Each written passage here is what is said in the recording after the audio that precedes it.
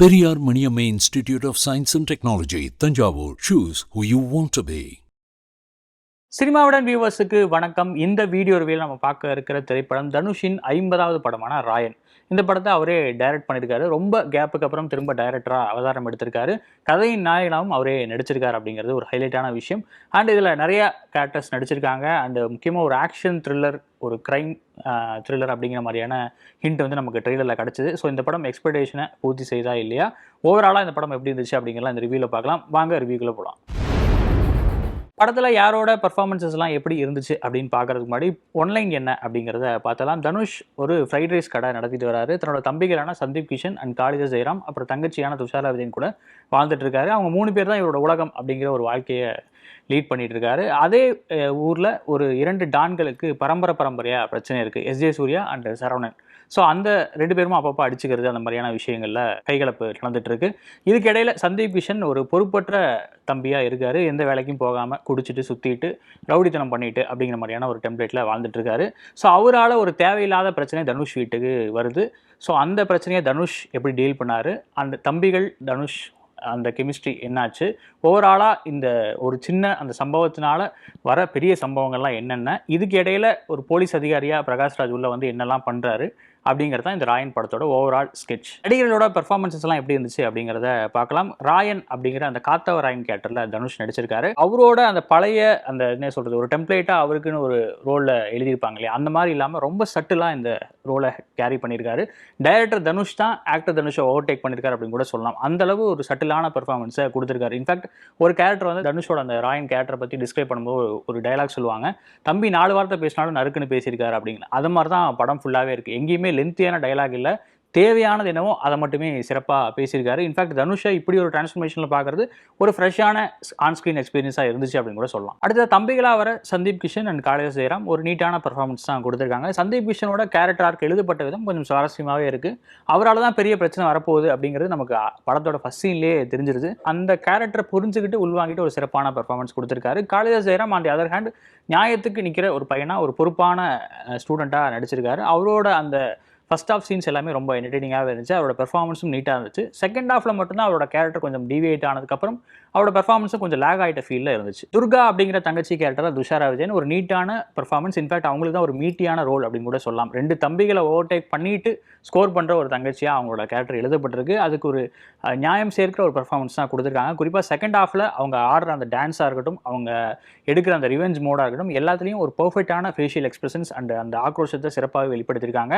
அந்த ஒரு சில காட்சிகள் ரொம்ப கிளீஷேவாக இருந்தாலும் அது ரைட்டிங்கில் இருக்கிற பிரச்சனை தானே தவிர இவங்களோட ஆக்டிங்கில் எந்த குறையும் இல்லை அப்படின்னு சொல்லலாம். அடுத்த சப்போர்ட்டிங் ரோல்ஸில் செல்வராகவன், பூர்ணா பாலமுரளி உள்ளிட்டவங்க வந்துட்டு போகிறாங்க. செல்வராகவன் கேரக்டர் எழுதப்பட்ட விதம் கொஞ்சம் உதவுற கேரக்டர் அந்த சப்போர்ட்டிங்கான ஆங்கிளில் எழுதப்பட்டிருந்தாலும் அதுக்கப்புறம் பில்டப் பண்ணுறது மட்டும்தான் அவரோட ரோலை வந்து யூஸ் பண்ணுறாங்க. தனுஷுக்கு பில்டப் பண்ணுறாரு, இன்ஃபேக்ட் துஷாரா விஜயனுக்கு பில்டப் பண்ணுறாரு. இந்த மாதிரி ஒரு பில்டப் பண்ணுறதுக்காகவே எழுதப்பட்ட ஒரு கேரக்டர் மாதிரி தான் இருந்துச்சு. அதுக்கேற்ற ஒரு பர்ஃபார்மன்ஸ் தான் செல்வராகவன் கொடுத்துருக்காரு. அபர்ணா பாலமுரளி அங்கங்கே வந்துட்டு போகிறாங்க. ஒரு சில ரொமான்ஸ் ட்ராக்கில் மட்டும் அவங்களோட அந்த முத்திரை ஆக்டிங்கான ஒரு ஸ்கோப் இருக்குது அப்படின்னு கூட சொல்லலாம். அண்ட் அப்பார்ட் ஃப்ரம் தட் வில்லன்களாக வர எஸ்ஜே சூர்யா அண்ட் சரவணன் வந்து ஒரு சட்டிலான பர்ஃபார்மன்ஸ் தான். பட் எஸ்ஜே சூர்யாவுக்கு ஒரு நல்ல ஒரு மீட்டியான ரோல். செகண்ட் ஹாஃபில் ஃபுல்லாகவே அவரோட ஆட்சி தான் அப்படின்னு கூட சொல்லலாம். அந்தளவு ஒரு பிரில்லியண்ட்டான நடிப்பு. அவரோட அந்த ரொம்ப ஓவர் டூ பண்ணிடாமல் மற்ற படங்களில் இருந்து அந்த ஒரு கிளீஷேவான ஆக்டிங்கை தவிர்த்துட்டு இந்த கதைக்கு என்ன வேணுமோ, இந்த வில்லன் என்ன பண்ணுவோன்னா அதை மட்டும் நீட்டாக பண்ணியிருந்தாரு. ஒரு சில இடங்கள்ல அந்த எஸ்ஏ சூர்யாவோட முத்திரை தெரியுது. அதுவுமே தியேட்டர் எரப்ட் சீன்ஸாக இருந்துச்சு அப்படிங்கிறது நோட் பண்ண வேண்டிய விஷயம். இவங்களுக்கு இடையில காவல் அதிகாரியாக பிரகாஷ்ராஜ் வந்துட்டு போகிறாரு. அவர் தனியாக ஒரு பிளான், தனியாக ஒரு அஜெண்டா அப்படிங்கிற மாதிரியான ஒரு ரோல் எழுதப்பட்டிருக்கு.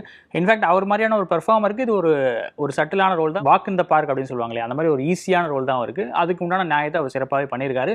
எப்பெல்லாம் அவர் ஆன் ஸ்க்ரீனில் வராரோ அப்பெல்லாம் அவர் மட்டும் தான் நம்ம பார்க்க வைக்கிறாரு அப்படிங்கிறது ஒரு பாசிட்டிவான விஷயம். அண்ட் வரலட்சுமி சரத்குமார் அந்த ஒரு சீனில் அப்ளாஸ் வாங்குறாங்க. எஸ்ஜே சூர்யா ஒரு பக்கம் கதறிட்டு இருப்பாரு, இவங்க உட்காந்து சாப்பிட்டு இருப்பாங்க. அந்த ஒரு பர்ஃபார்மன்ஸ் ரொம்பவே எக்ஸலண்ட்டாக இருந்துச்சு. அதுக்கு தியேட்டரும் எரப்ட் ஆச்சு அப்படின்னு சொல்லலாம். ராயன் படத்தோட பாசிட்டிவ்ஸ் என்ன அப்படிங்கிறத பார்த்தலாம். கிராஃப்ட் வைஸ் ரொம்பவே ஒரு எக்ஸலண்ட்டான ஒரு டைரக்ஷன். தனுஷ், அதுவும் குறிப்பாக டைரக்டர் தனுஷ் ரொம்பவே ஷைன் ஆகிறார் அப்படின்னு கூட சொல்லலாம். ஆடியன்ஸோட பல்ஸ் என்ன அப்படிங்கிறது அவருக்கு ரொம்ப எக்ஸலண்ட்டாகவே தெரிஞ்சிருக்கு. அந்த தியேட்டர் மூமெண்ட்ஸ் எப்படி கிரியேட் பண்ணணும், தியேட்டரில் எப்படி ஆடியன்ஸ் என்கேஜ் பண்ணணும் அப்படிங்கிறத ஃபர்ஸ்ட் ஹாஃபில் ஒரு பாடமே எடுத்திருக்காரு அப்படின்னு கூட சொல்லலாம். ஒரு கிளீஷேவான கதை தான். இன்ஃபேக்ட் நம்ம பாஷாலேருந்து பார்த்து பழகிய டெம்ப்ளேட் தான். பட் அதை எப்படி ப்ரெசென்ட் பண்ணுறோம் அப்படிங்கிறது ஒரு மேட்டர் இருக்கு இல்லையா, அதை ஃபர்ஸ்ட் ஹாஃபில் நல்லாவே ஸ்கோர் பண்ணியிருக்காரு. அந்த ஃபர்ஸ்ட் ஆஃப் ஷைன் ஆகிறதுக்கு காரணம் டைரக்டர் தனுஷ் தான் அப்படின்னு கூட சொல்லலாம். எங்கெங்கெல்லாம் கூஸ் பம்ப்ஸ் மொமெண்ட் வேணுமோ அங்கெல்லாம் கரெக்டாக ப்ளேஸ் பண்ணி, எங்கெங்கெல்லாம் பாட்டு வரணுமோ அங்கே கரெக்டாக ப்ளேஸ் பண்ணி, ரொமான்ஸ் எங்கே வரணுமோ அங்கே தேவையான இடத்துல அதை வச்சு அப்படிங்கிற மாதிரி ஒரு பெர்ஃபெக்டான கிராமரில் ஃபர்ஸ்ட் ஆஃப் எழுதப்பட்டிருக்கு. அதுவே இந்த படத்துக்கு ஒரு பெரிய பாசிட்டிவ் அப்படின்னு சொல்லலாம். அண்ட் டோட்டலாக இந்த படத்தில் ஸ்டாண்ட் அவுட் ஆகிற இன்னொரு சீன் என்ன அப்படின்னா அந்த இன்டர்வல் பிளாக் சீன் தான். முன்னாடியே சொன்ன மாதிரி அந்த பாஷாலேருந்து பல டிரான்ஸ்ஃபர்மேஷன் சீன்ஸ் நம்ம அடி பார்த்துருப்போம்.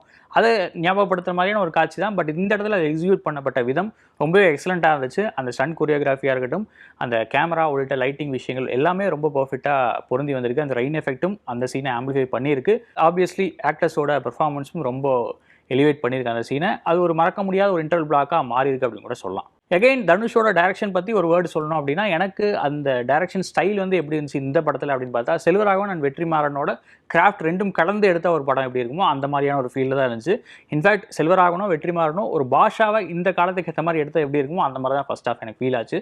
இது வந்து இந்த படத்துக்கு பாசிட்டிவாகவும் எடுத்துக்கலாம், நெகட்டிவாகவும் எடுத்துக்கலாம் அப்படின்னு கூட சொல்லலாம். அடுத்ததாக இந்த படத்தோட லாஸ்ட் அண்ட் ஒரு பெரிய பாசிட்டிவ் என்ன அப்படின்னா, ஏஆர் ரஹ்மானோட பிஜிஎம் ஒர்க்கு தான். சாங்ஸுமே எக்ஸலண்ட்டாக இருக்குது, அதை ப்ளேஸ் பண்ண விட்டதும் நல்லா இருக்குது அப்படிங்கிறத தாண்டி பிஜிஎம்மில் ரொம்ப ஸ்டாண்ட் அவுட்டாகவே தெரியுறாரு. இன்ஃபேக்ட் நிறைய சீன்ஸ் ஒரு சுமாரான காட்சிகள் செகண்ட் ஹாஃபில் வந்தால் கூட அது எலிவேட் பண்ணுறது ரஹ்மானோட பிஜிஎம் தான் அப்படின்னு கூட சொல்லலாம்.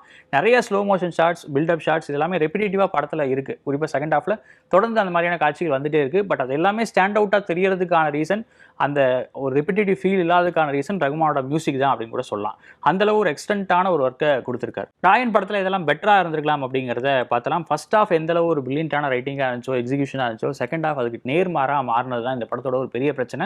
இன்ஃபேக்ட் செகண்ட் ஹாஃப் ஆரம்பிச்சதும் கூட ஓரளவு நல்லா தான் போச்சு. பட் அதுக்கப்புறம் ஒரு ஹாஃப் வே மார்க்குக்கு அப்புறம் சின்ன ஒரு கேரக்டர்ஸோட பிட்ரேல் நடக்கும். அதுக்கப்புறம் படம் ரொம்ப ஒரு டிசாஸ்டர் மோடை நோக்கி போன மாதிரி இருந்துச்சு. ரொம்ப ப்ரெடிக்டலாகவும் அந்த ரைட்டிங் ஸ்டைல் எல்லாமே ரொம்ப ஒரு கிளீஷேவாக மாறிட்ட ஒரு ஃபீல்லையும் இருந்துச்சு. அப்படி ஒரு ஃபர்ஸ்ட் ஹாஃப் கொடுத்துட்டு கான்ட்ராஸ்ட்டாக இப்படி ஒரு டிசாஸ்டராக மாறினது இந்த படத்துக்கு ஒரு பெரிய நெகட்டிவ். அதனாலேயே இந்த செகண்ட் ஹாஃபில் வர அவுட்கம் தான் நம்ம எடுத்துகிட்டு போவோம் இல்லையா வெளியே, படம் ஓவரால் ஃபீல் எப்படி இருந்துச்சு அப்படிங்கிறது. அது இந்த படத்துக்கு ஒரு நெகட்டிவான ஒரு ரிவ்யூவாக மாறி இருக்குது அப்படின்னு நினைக்கிறேன். அண்ட் செகண்ட் ஹாஃபில் இருக்கிற லேசியான ரைட்டிங்கு சில எக்ஸாம்பிள்ஸ் சொல்லணும் அப்படின்னா, ஒட்டு கேட்குறது அப்படிங்கிறத கான்ஸ்டண்ட்டாக நிறைய இடங்களில் இந்த படத்தில் யூஸ் பண்ணியிருக்காங்க. ஒரு கேரக்டர் பேசுகிறத இன்னொரு கேரக்டர் ஒட்டு கேட்டுட்டு அதுக்கேற்ற மாதிரி நடவடிக்கை எடுக்கிறாங்க அப்படிங்கிறத ஒரு 3-4 இடத்துல ரிப்பீட்டேட்டிவாக யூஸ் பண்ணியிருந்தாங்க. அது ஒரு லேசி ரைட்டிங்கான எக்ஸாம்பிள் தான். அந்த இடத்துல வேறு மாதிரியான ஒரு டூல் வச்சு ட்ரை பண்ணியிருக்கலாமே அப்படின்னு ஃபீல் ஆச்சு. அது இந்த படத்தை ஒரு கிளீஷேவாகவும் மாற்றிருக்கு. அடுத்ததாக அவ்வளோ பெரிய ஒரு பர்ஃபெக்டான பிளானோட வந்த பிரகாஷ் ராஜ் கேரக்டர் இடையில ஒரு 1/2 மணி நேரம் காணாமையே போயிருது. அவ்வளோ பெரிய கலவரம் நடந்துட்டு இருக்கு, நிறைய விஷயங்கள் அரங்கேறிட்டு இருக்கு. அதுக்கேற்ற மாதிரி ஒரு மாண்டாஜ் ஷாட்டில் கூட பிரகாஷ் ராஜை காட்டல, அப்படி ஒரு காவல் அதிகாரியை காட்டல அப்படிங்கிறது ஒரு மிஸ்ஸிங்கான விஷயம் தான். அதை கொஞ்சம் சரி பண்ணியிருக்கலாம். அண்ட் அதுக்கப்புறம் திரும்ப அவர் அந்த கேரக்டரை வந்து கொண்டு வந்து பண்ணதெல்லாம் ஓகே. பட் இடையில அந்த காணாமல் போனது ஒரு மைனஸாக தான் ஃபீல் ஆகுது. அண்ட் செகண்ட் ஹாஃபில் டுவர்ட்ஸ் தி எண்ட், அந்த தேர்ட் ஆக்ட்னு சொல்லுவாங்க இல்லையா, அந்த இடத்துல வந்து பிரதர் சிஸ்டர் சென்டிமெண்ட் ஒரு சில காட்சிகள் நல்லா ஒர்க் அவுட் ஆயிருச்சு. பட் அதர் தன் தட் நிறைய காட்சிகள் அது ரிப்பீட் ஆகும்போது கொஞ்சம் கிரிஞ்ச் ஆகிட்ட ஒரு ஃபீல் இருந்துச்சு. அதுவும் துஷாரா விஜயனுக்கு கொடுத்த பில்டப், அப்புறம் அவங்க பண்ணுற நடவடிக்கைகள், அதுக்கேற்ற மாதிரியான வசனங்கள், இதெல்லாமே கொஞ்சம் இன்னும் சட்டிலாக போயிருக்கலாமோ அப்படிங்கிற ஒரு ஃபீல் இருந்துச்சு. அந்த பிரதர் சென்டிமெண்ட் சீனுமே இன்னும் கொஞ்சம் சட்டிலாக போயிருக்கலாம். அந்த டைலாக்ஸும் சரி, அது எக்ஸிக்யூட் பண்ணப்பட்ட விதமும் சரி, கொஞ்சம் கிரிஞ்ச் மீட்டரில் அதிகமாக இருந்த ஒரு ஃபீல். அந்த டெக்னிக்கல் ஃப்ரண்ட் ஓம் பிரகாஷோட ஒளிப்பதிவு ரொம்பவே சிறப்பாக தான் இருந்துச்சு. எஸ்தெட்டிக்காக பார்க்கும்போது ரொம்ப ஒரு பிக்சரைசேஷன்லேருந்து எல்லாமே ரொம்ப பர்ஃபெக்டாக இருக்குது. அந்த பிளட்டை காமிச்சதும் எல்லாமே நல்லா தான் இருந்துச்சு. வைலன்ஸை போர்ட்ரே பண்ண விதம் கொஞ்சம் ஓவர்போர்டாக இருந்தாலும் சினிமாட்டோகிராஃபி ஒர்க்கில் நல்லா தான் இருந்துச்சு. பட் நிறைய இடங்களில் ரொம்பவே இந்த டார்க் டோன் அப்படிங்கிறத ரெப்பிடேட்டிவாக கொண்டு போயிட்ட மாதிரி ஒரு ஃபீல் இருந்துச்சு. இன்ஃபேக்ட் பகலில் நடக்கிற காட்சி கூட ஒரு இருட்டில் நடக்குதோ அப்படின்னு ஃபீல் பண்ணுற வைக்கிற அளவுக்கு தான் இருந்துச்சு. எப்பப்பா லைட்டெல்லாம் போடுவீங்க அப்படின்னு கேட்குற அளவுக்கு தான் அந்த டோன் இருந்துச்சு. இப்படியான ஒரு க்ரைம் த்ரில்லர் அப்படிங்கிறனால இந்த டோனை ப்ரிஸ்கிரைப் பண்ணாங்களா என்னங்கிறது தெரியல. பட் அது கொஞ்சம் ஓவர் போர்ட் ஆகிட்ட ஒரு ஃபீல் இருக்குது. ராயன் படத்தோட ஓவரால் வேர்டிக்ட் என்ன அப்படிங்கிறத பார்த்தலாம். First half with Baasha support ஒரு பிரில்லியண்டான ஒரு ஒர்க், ஒரு பிரில்லியண்டான ஸ்க்ரீன் பிளே. செகண்ட் ஹாஃப் அதுக்கு நேர்மாறாக போயிட்டு தான் இந்த படத்தோட ஒரு பெரிய பிரச்சனை. செகண்ட் ஹாஃபில் இருக்கிற குறிப்பாக அந்த தேர்ட் ஆக்டில் இருக்கிற பிரச்சனைகளை களைஞ்சிட்டு ஒரு இன்னுமே ஒரு சாலிடான ரைட்டிங் இருந்தால் ஒரு நிச்சயமான ஒரு குட் மூவி அப்படின்னு சொல்கிற அளவுக்கு கூட இந்த படம் இருந்திருக்கும். இப்போ இந்த படத்தை ரேட் பண்ணோம் அப்படின்னா ஒரு ஏவரேஜான வாட்சாக தான் நான் ரேட் பண்ணுவேன்.